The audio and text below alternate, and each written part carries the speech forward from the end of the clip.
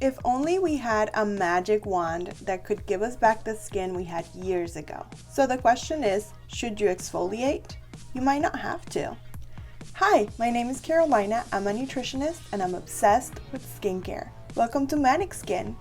Today, we're going to talk about exfoliation. There are different types of exfoliation and they all should be targeted to your specific skin type and the goals that you have in mind, as well as your experience with resurfacing. If you're a pro, you could probably use some more aggressive treatments, and if you're new, then you might not need it, or you might need something very mild to start with. Because there is so much content already about exfoliation, you need to keep in mind that just because you saw someone on the internet doing something to their face, exfoliating their face with whatever device or product, that does not mean that that's good for you or that you should do it as well. It depends on you and your skin type, and it can be more damaging than good for you. Exfoliation is good to consider if you've noticed that the texture on your skin is maybe a little bit more rough than it used to be, if you've noticed dullness on your skin, or if you notice that maybe your skincare products are not working as they're supposed to, then there might be a need to exfoliate the skin so that those products can then penetrate better on your skin and give you the results you're looking for. Although physical exfoliation can be used in certain cases, it's better not done at home. So things like brushes or pads that are meant to exfoliate the skin are really not good for you and not good for your skin. There are also many scrubs out there for your face. Basically, these types of products have a texture to them that when you rub them against your face, it gives you that scrubbing effect that a brush would also give you. Forms of physical exfoliation that are well recommended would be dermaplating, microdermabrasion, as well as laser peels. The only physical exfoliation that I would recommend that you could do at home would be using a little baby's brush on your lips.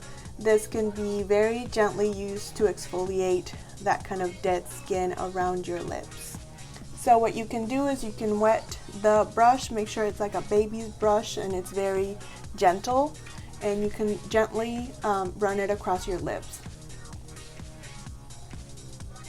Very, very gently, and this will remove that dead skin that sometimes you can have from dehydrated lips. And then when it comes to laser resurfacing, that's a more precise procedure that can be done by a dermatologist or by a skincare professional. The laser is a sophisticated method.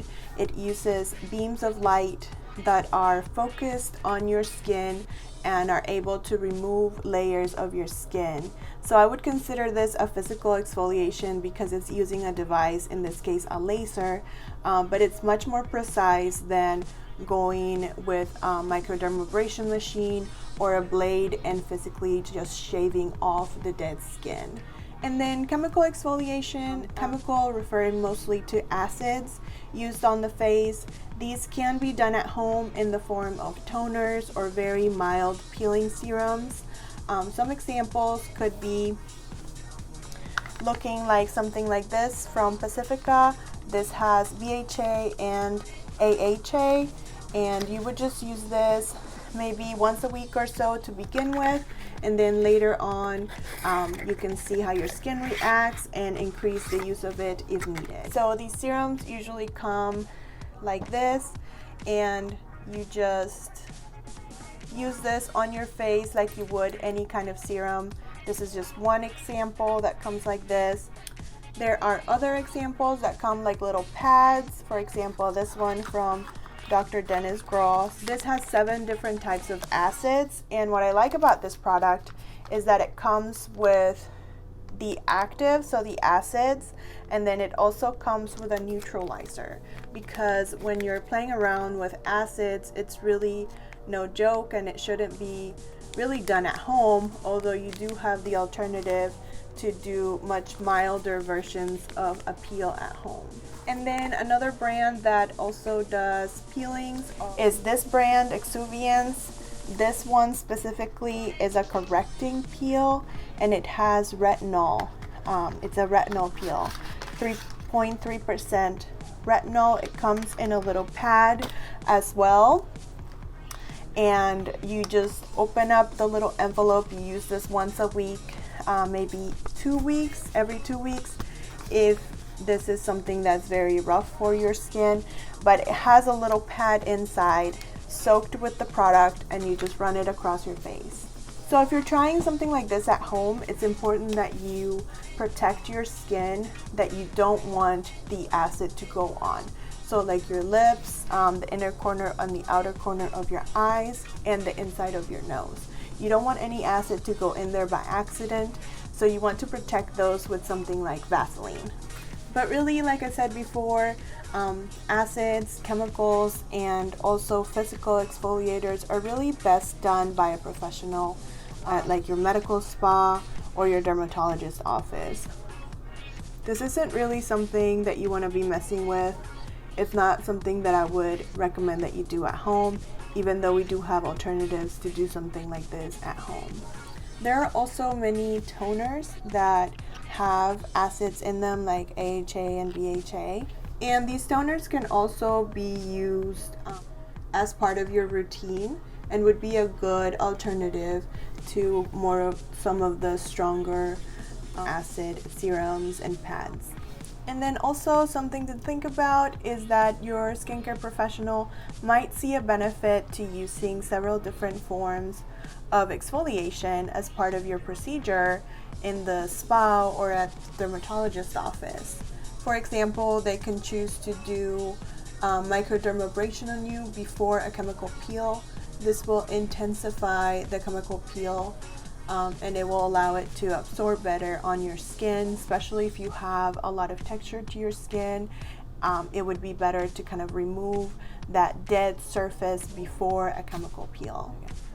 But really, when it comes to exfoliation, chemical exfoliation can provide you with much lasting long-term effects than physical exfoliation. Where physical exfoliation, you might see a result right away when you run that brush across your face, but then if you're not treating the cause of that overproduction of dead skin, then you're not really going to see effects long term. Whereas with chemical exfoliation, you will be able to see results long term if you use one of the toners that has those acids in there that could help your skin long term as part of your skincare regimen.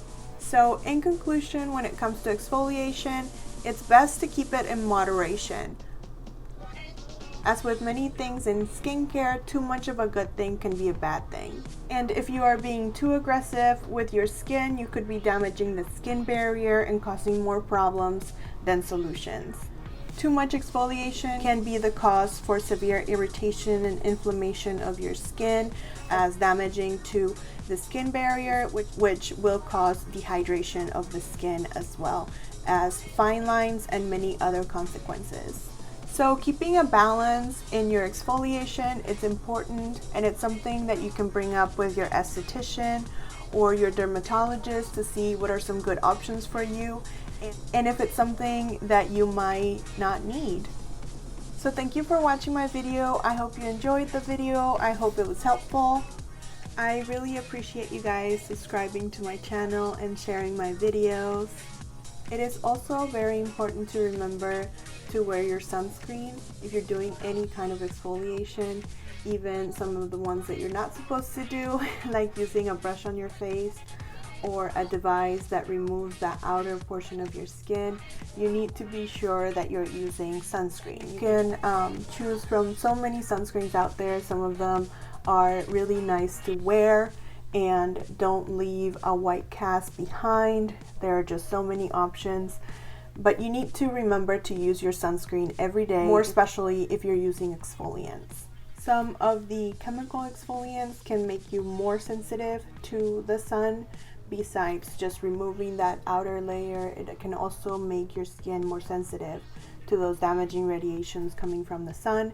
So you need to make sure that you are using your sunscreen. I would love to hear from you. Please comment below. I need your feedback. Let me know what you like and what you want to see next. Thanks for watching.